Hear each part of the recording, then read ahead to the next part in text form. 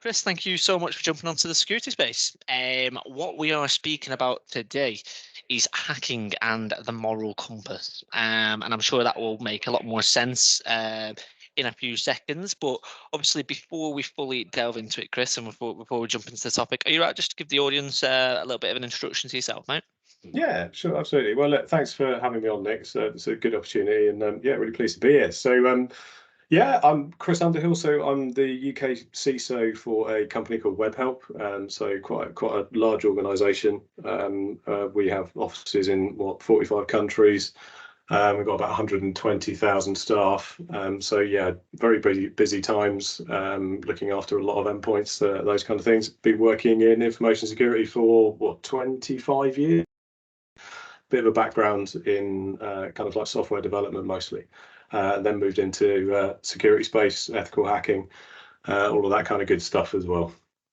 Okay, so obviously that background pretty much lends nicely to today's topic. So obviously when we were sort of getting a bit of a plan together about what we can sort of put on, is very much the ethical side of hacking, and I think that was one of our mock titles Yeah. actually, like putting the ethical in hacking. And so obviously let's start with, have you ever, in your history, have you ever, hacked into something where it's like, oh, like, okay, should I be here? If I am, what should I do? And has there been that, that moral dilemma where you're like, there's benefits here, there's rewards here, but there's also goes against my Yeah. consciousness. So talk to me a little bit about Yeah, absolutely. Well, how did I know you were going to ask that? Right, I think that. that's probably the number one question I get asked when talking to people. So, yeah, absolutely. And I think this is an inevitable point in anyone's career, right, where they're kind of like doing things like ethical hacking, penetration testing, that kind of stuff, right? And I tend to refer to it as a bit of a tipping point. So when you actually kind of come across a scenario where you've gained network access, or you've gained access to systems or something like that, you've got exposure to information, those kind of things. Is it right? Is it wrong? What am I doing here? So I mean, in terms of like an engagement where I've kind of been brought in to sort of like test systems, go through that kind of stuff, then that's a much easier world. I think when I go back to earlier on in my career, where I was learning an awful lot of stuff and chasing down a lot of these qualifications and going through it, I was really enthusiastic, and I just wanted to unleash all of this power on the world, right? And that's part of this moral compass and moral dilemma. And I remember I went through, I think CRT or something like that, and I've been on several training courses. And I remember being at home one night, sat in front of my computer with a beer, and I was testing a lot of these TTPs, right, and looking at how they could be used against systems. And yes, before not very long at all, via a couple of Google searches and a couple of other crafted queries and things like that, I got into a network. I got into an application. I got into the back end of that network and onto a database server. And I remember this specifically because I was quite amazed really that I'd gone straight through this sort of like process, was sat in there. I'd gained like admin privileges on this, and I'm just sat there watching this database. But poking around the networking, looking at a few other things, it became apparent that I had got into the back end administration systems for a diamond broker, or a diamond precious stone sort of like dealer, right? And I was watching these transactions kind of like coming into this database, and looking at these rows just sort of like stacking up while I'm sat there and I'm watching it. And here's someone that's just spent £60,000 on some diamonds, Yeah. and something else, and I'm watching it, and it really was just as simple as this. There's a row per order, and the stuff kind of like comes in, and there's a fulfillment address, and there's a fulfillment shipping address, and there I was just sort of sat there and thinking, all I need to do is change that fulfillment address on that Mm. order, and I could redirect that postage, right? So, and I'm sat there thinking about it, and I remember that specific trigger in me, which is kind of like, right. And before I'd known it, I had written the SQL to go in there and modify that cell, and to modify that data to do it, but I didn't execute it. right? And I didn't execute it because looking back on it on a number of different reasons. Yes, absolutely, I knew that that was wrong. You know, was I tempted by the possibility of having £60,000 worth of diamonds delivered to my house? I mean, obviously, I wouldn't have done that, but yeah, that was the real moral part of it and the moral dilemma for those things in there. And yeah, there have been a number of different cases, like, you know, sort of like over the years, and I very rarely would use a website these days without doing a little bit of kind of background research and things on it. You know, there are just so many things that you could fall foul of. I spent a lot of time working on like credit card payment fraud, you know, a lot of those things as well. So doing some sort of like cursory checks in the background before I submit any orders, go through all that kind of stuff was, you know, quite an important thing for me. But yeah, other situations where I've seen something, you know, in terms of like order or payment fulfillment, messed around with some of the parameters, looked at some of these kind of stuff, and then accidentally have made orders or have accidentally done things that potentially shouldn't have done in those particular instances.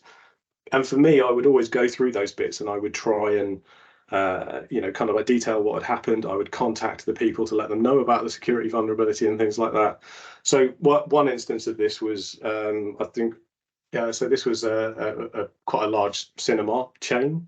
So I was just really curious to see whether some of these fields or these form fields that were going in were susceptible to any sort of like XSS or any of that kind of stuff. One of those areas I found actually quite fascinating. So I was dropping some little bits of script and code in these things, and before I'd known it, yes, it had all been accepted on the fulfillment side and the order. But what I'd done was to create a. The thing was, I wasn't expecting that to work, and that's not an excuse around those kind of things, I know. But I'd created some code to actually rip out the session cookie and then fire that off to an email address so that I could record the session cookie and just sort of see if that worked. But what I'd done was to put that in the comments field for a film, right? And the user review section for a film. So then everyone that went to that website and was browsing that website, that session identifier and cookie would get fired off to my email account. So before long, I was getting tens of thousands of these things kind of like filling up in there. And you know, I'm kind of like thinking, Christ, what have I done here on this bit? So I contacted them, contacted the cinema chain, and it didn't go very well, Nick, if I'm honest. And this was another part of it, which sort of like plays in here. It's kind of like, look, I found a bit of a problem on your website. You need to shore up these holes. You need to do these kind of things, and it didn't go down very well at all. And in fact, I was, you know, given some quite strong words to go away. I thought, well, you know, I wouldn't want that, so you know, I wouldn't let it go. I went and found like the CEO on LinkedIn, and then copied them into that kind of stuff, and then you know, all that kind of thing kicked off from there. So yeah, I mean, this stuff can I say by accident. That's not by accident. There's intent behind that, right? Absolutely, I know that, and you know, I think I've been quite lucky in terms of being able to develop a sense of morality about these things. And I know you've had people on talking about like you know, sort of like crowdsource penetration testing, you know, that sort of stuff, which is brilliant. And I've joined quite a few of those things myself and had some quite good success on those parts. Hacking various sort of like systems, but obviously with permission and with the right sort of like sense of morality and things in there. But yeah, it's there've been quite a few cases over the years, I think, that we've got involved in. Yeah, no, absolutely. Two really interesting stories there, and I was just it just got me thinking in the sense of like, is there any other like sort of role? There probably is, but like where it literally is that fine of a balance where it brings into the fact that like that's marginal differences between, you know, someone that has a conscience, someone that has ethics, where it's like you could have easily just you were one cell away, one action away. You might have just had maybe a big bill coming that day, or you just had a bit of a bad day, or you just weren't thinking straight, or Yeah. you had that total clarity of mind. So, do you think that there's any other role out there that's just so right, like so, you know, marginally balanced, where it's just like, yeah, it could teeter one or the other, and the effects could be sort of catastrophic. What do you think? Yeah, absolutely. I think there are many of those, right? Mm, But I think fundamentally under all of that, we've got the issue that this is not a regulated space, right? mm, There's no charter for these things, right? And that's that's a very different world. I mean, you look at things like medicine, for example, right? And you take like the Hippocratic Oath and the, all that kind of good stuff, right? So you have a charter of responsibility towards a patient, towards a thing. We don't have any of that, and I know there's been some movements towards that part of that world, in terms of like trying to get that regulation, that part in there. So that's a really important part. But I think the reason that we're here and we have these roles that are exposed to these really minute tipping points is because it's just so new, right? I mean, this is so new. So I mean, all of that, kind of like stuff, if you take medicine as an example, has got the doctrine of stuff going back like, generations. We don't have any of that, and we're struggling to kind of like keep that the sort of like the laws and those bases together and kind of get them into a state where they can address these things correctly. But yeah, I think there's many roles in unregulated spaces which are going to be exposed to these kind of like tipping points. This feels a little bit unique, I guess, in some respects, because of the sheer power and devastation that you can wreak with very, very minute actions. And we've had plenty of examples of those over the years. Yeah, but let's just say it as it is. It looks like, obviously, that it's kind of like a movie in the sense of like you could literally just like rob these diamonds essentially. So like there must be an element of adrenaline that goes on. It must be quite sort of addictive. What do you think on that front? Yes, absolutely. Addiction is a real issue about this stuff, right? And it plays into a bit of a wider point I think I wanted to make, really, just around how we do educate people in this space. I mean, I have quite an addictive personality. I smoked for years, and that kind of stuff. But there is a definite dopamine kind of reward scenario here, right? There's an adrenaline rush that you get.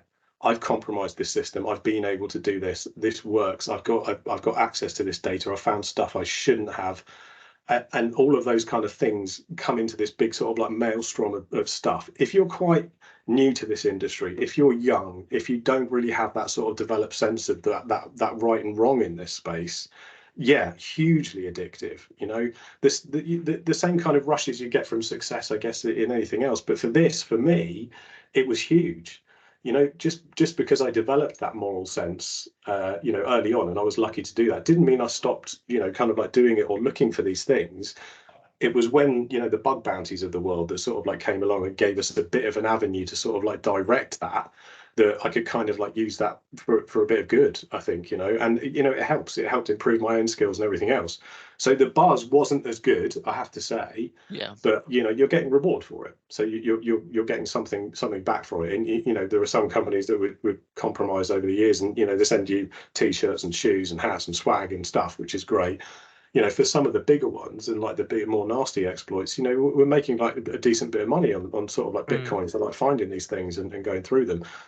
But there's just an addictive process that you kind of like go through when you get that reward of actually, kind of like getting it. You've got the money in your hand. You've done that bit. I'm going to go and do it again. I'm going to go and do it again. I'm going to do it again. And so yeah, addiction is a really strong part of this, and I felt that throughout my career, definitely. Yeah. Yeah. So how do you? Because obviously it's a career, and it's not just it is not just like a freelance sort of like, oh, this is what I can do in my own time. Like there is actual career paths for it. So how do you actually go about, you know, putting a curriculum in place, teaching people, the right ways of doing it? Because it just sounds like you say, regardless of how you can sort of teach people, at the end of the day, it just comes down to that moral compass. So am I right in thinking? Yeah, it does. It's a really good question. I mean, if you want to get just an overview of it, I mean, go and have a look at the syllabus for things like CEH V12, OSCP qualifications, CRT, all that kind of stuff. Go and have a look at the syllabus and sort of read through it, because it will 99.9% be every single time just about the tools and the stuff and the things and the exploits and the bits and the thing. And all of the focus goes on to that bit. I mean, taking that sort of medical analogy, like, right down to it, straight into the surgery, straight into the stuff. This is how you do it. This are all these kind of things. Now, you will find a section in some of those which is about law and regulation. Now, if you've ever attended any of those courses, you'll know that it will be really, really light touch, right? So, we're going to talk to you about GDPR. We're going to talk to you about the Data Protection Act. And don't fall foul of the Computer Misuse Act. And but yet every time I've been on like one of those courses, or I've been with students, or I've taught one of those courses, it's the same thing and the same response. Why are you feeding me legislation from 1990? Like, guys, like, what, how is this relevant to this world? Yeah. And I think like the way that we're approaching this part of the education, it just isn't there, right? It's just not included, because we're relying on people finding their own tipping points here in this sort of world. And yeah, I really don't want to sound like Gavin Belson from Silicon Valley in this case, but that ethical code in terms of this part, we're relying on people to develop their own sense of it. Now, if you do that, you've got the melting pot of what are their motivations, right? So do they need money? Are they politically motivated? Or revenge motivated? Whatever that stuff is, feeding into the crunch point where it's kind of like I can be good, I can be bad, I can be both. And which path are you specifically going to want to take here, right? So, if this is about money for you and you're tempted by money, and I did read quite an interesting article recently where they're just kind of talking to white hat hackers around, what would it take for you to turn to the dark side, right? In this case, and they're talking about in the region of about $10 million, to go and do this, which is quite a significant amount of money, right? A significant amount of cash to do that. Why? Well, largely the response sort of like seems to be, I don't want to be looking over my back for the rest of my life, looking over my shoulder for these kind of things. But interestingly for me, and if any of your listeners have been on the sharp end of cyber attacks and remediation, large scale within businesses, you will have an explicit idea about just how painful this stuff is. So you might have walked out of the door with 300,000 user records and go and sell those, for $500. But there will be an army of IT guys behind that who are not going to sleep for the next 3 months, going through patching systems, dealing with stuff, regulations, audits, governing bodies, all of that kind of thing, client problems, worldwide comms. The collateral damage that comes out the other side of it is just so big. Who's talking about this? When you're educating these potential kind of new people in this world, when you've got people going through training and going through this stuff, are you actually kind of feeding in what the reality of this world looks like? Because if you've ever tried to remediate big scale ransomware attacks within businesses, it's months and months of very, very painful and difficult work and evidence gathering and forensics and all sorts of stuff. But we don't talk about any of that, right? We don't talk about the impacts of that, and we don't talk about the temptations in this world in terms of like educating people and making sure that morality is one of those things which you have to have a developed sense of, right? And why don't we do that? Is it because, does it go against business needs in the sense of like, because like kind of like you say in some industries it's best to keep emotions and stuff out of it. So is that the reason for it, or is there another reason? Well, why do we keep it out of the education? But do you know what, Nick? I generally feel it's like it's a big bit of oversight, and that on the back of everything's moving very, very quickly here, and that kind of just all funnels into this world of like it's about the how, not really why are we doing these things really, and understanding it from I think a more mature level to really kind of like know where you can direct and educate that sense of moral value. It's all very well slapping the Computer Misuse Act in front of someone, but guys, come on, it's sort of like this is legislation designed to like protect telecoms stuff from the 90s. And while on the large case, people are still prosecuted through it, and I know there have been consultation papers that have been looking at a revamp of this stuff earlier this year and moving that stuff forwards. That's great, but we're not actually really kind of like dealing with the problem. And to talk about another bit here, which I think is quite interesting. So I've taught kind of like parent security stuff at a couple of local schools, for me. And that's doing sessions with parents about securing home networks and making sure that they are, just covering the basics, right, in terms of home security and protecting their kids, which was great. And I ran like a couple of sort of like workshops there, and I must have had like 30 or 40 sets of parents that were queued up to come into this class, and I was going through all of these cases with each of them.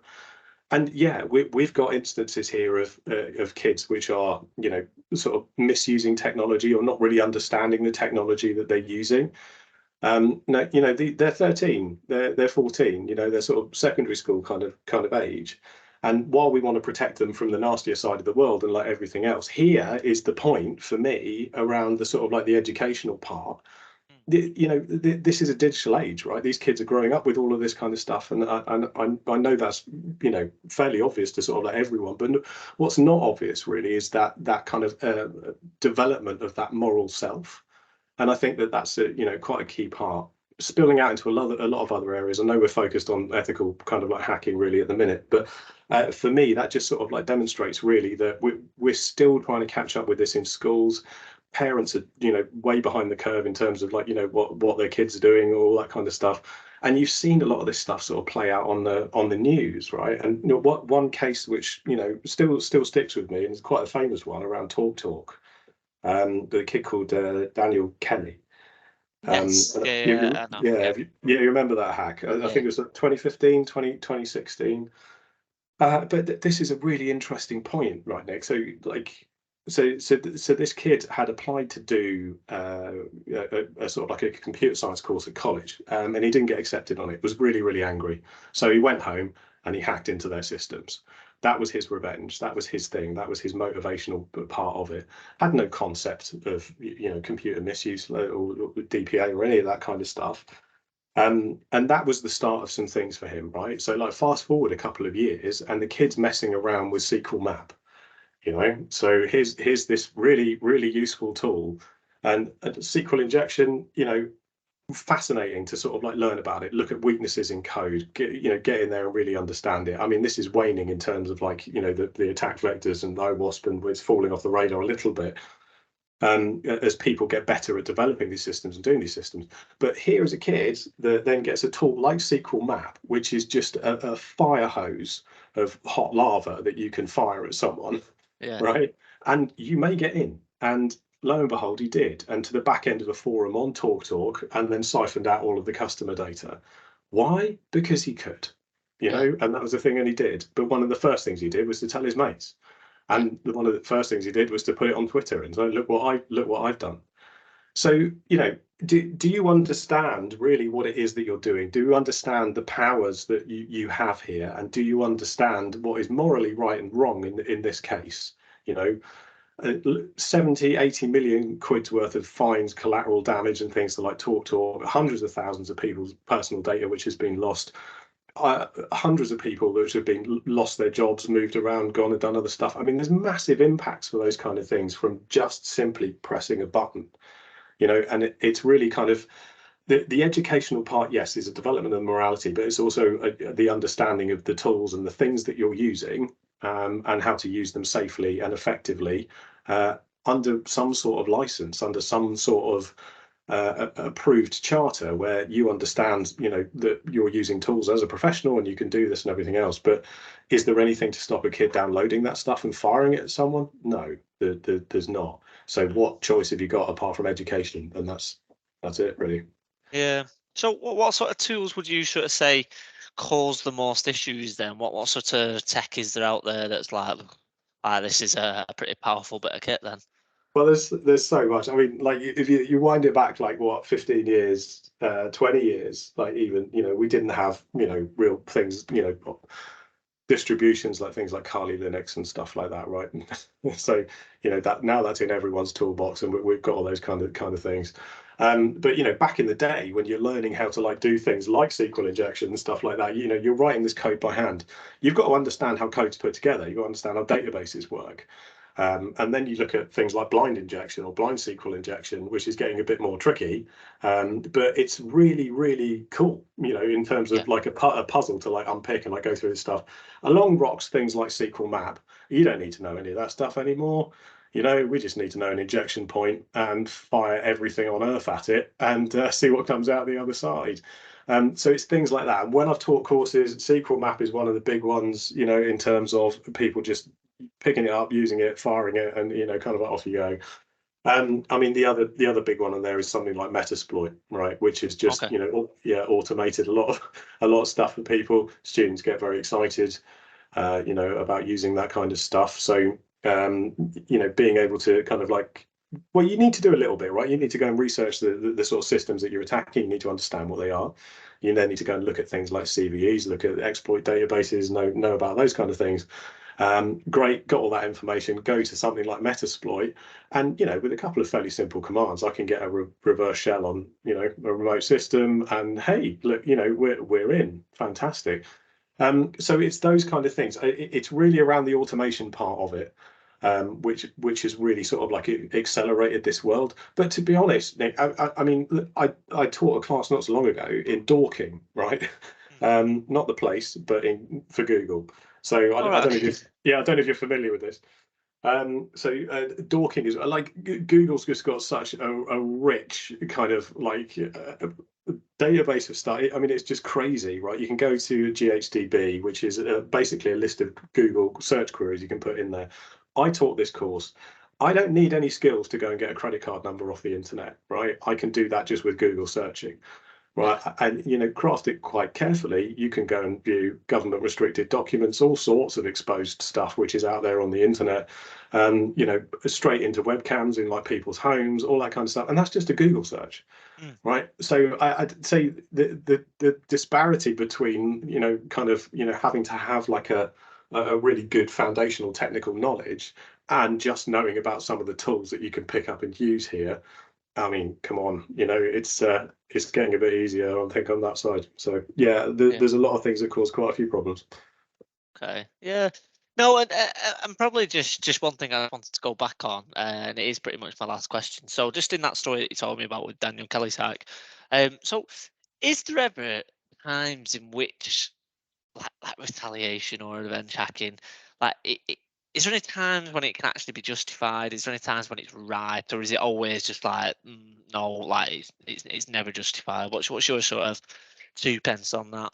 Yeah, okay, it's very hard. So another little story for you here. So I was called in to consult for a small manufacturing company that had had their systems infiltrated, and they'd siphoned off all of their payroll stuff, right? So they'd modified all of their payroll data, siphoned off all the wages for the month. That business couldn't stand it, and they folded. And it sat very heavily with me. You know, I mean, this was a family firm that has been there for like 45 years, and it's gone. And it's gone because, you know, I hate to point the finger, but it was Russian again. But you know, okay, so probably shouldn't do that on public air. But you know, that information's been stolen, and it's there, and you know, feeling desperately sorry for these people and desperately upset for them. But there's fairly significant forensic footprints which are sort of like left behind. So, you know, outside of that, did I go and have a poke at it to go and see what I could get on the other side? Yes, I did. Did I get into their systems? Yes, I did. Was I able to retrieve anything of any use? No, I wasn't. But the point, I think, really is like, is that okay? It's a really hard question to answer. You're fighting back on the criminals. There's loads of YouTube channels out there, right? You know, go and attack the hackers and the spammers. You know, kind of like get reverse team viewer sessions running on their systems, go and delete all their files, all that kind of stuff. And these are people that are robbing, you know, pensioners of like all of their life savings. Is that wrong? No, of course it isn't. You know, but legally, is it right? No, it isn't. So this is a different thing. However, there are different jurisdictions, there are different countries that have different laws. In some places that is acceptable, in some places it isn't. I mean, on the UK stance on that, you know, as you know, under computer misuse and everything else, is quite strong here, right? In terms of what you are able to do. There are other geo locations in the world where that stuff's a lot easier to do and action from. But you know, you wouldn't do that from any onshore kind of stuff, right? You know, we kind of have, you know, sort of like burner VMs and things like that. You go through VPNs, all sorts of stuff that would happen on that side. I think, you know, what you're saying. I'll take you back to just quickly, just another story as well. That so I did expert witness in a case for a lady that had her house deposit stolen. Really simple. Got into her email account. You know, normally they'll lock you out and they'll fire off a load of messages to their friends asking them for money or I'm stuck somewhere or, you know, that kind of stuff. They didn't in this case because they went through and they read her email, saw she was in the middle of a house transaction, and they just thought they'd sit there and they'll wait and wait, and they did. And then the email for conveyancing sort of like came through, and they changed the payment details on that email, resent it to the email account, dropped into her inbox. She opened it and paid them 50,000 quid. Yeah. Like that was her life savings. That was her thing to go and move with her grandkids. That was the thing to go and, you know, spend that time with her. All gone, like, you know, all completely wiped out. You know, so while I don't, you know, position myself as like a vigilante or anything in that sort of like space, when I was looking at that, I felt really bad for it, you Yeah. know, and I felt really bad for her. Did I go and have a poke back at those systems that I got information on? Yes, I did. Did I get in there? Yes, I did. While I couldn't recover the money, I could do some other things. Yeah. And, you know, did that make me feel better? Yes, it did. You know, in some small way, of course it did. Is it right? Well, here's the question, you know, and here's the thing. So legally, no. Morally, it felt right. Yeah. It's a little bit like Batman, isn't it? It's a little bit like that. Cool. No, some really interesting stories, and it's just brought us up to our half an hour mark, Chris. So I'm sure I definitely wanted to stick around a bit longer and just hear a few more of the superhero stories, mate. But might have to save that for another podcast. So No if problem. anyone that has any sort of questions or anything like that for Chris, I'll be sure to put his contact information below. But yeah, once again, Chris, thanks so much for jumping onto the scooter space. Absolute pleasure. Thanks, Nick.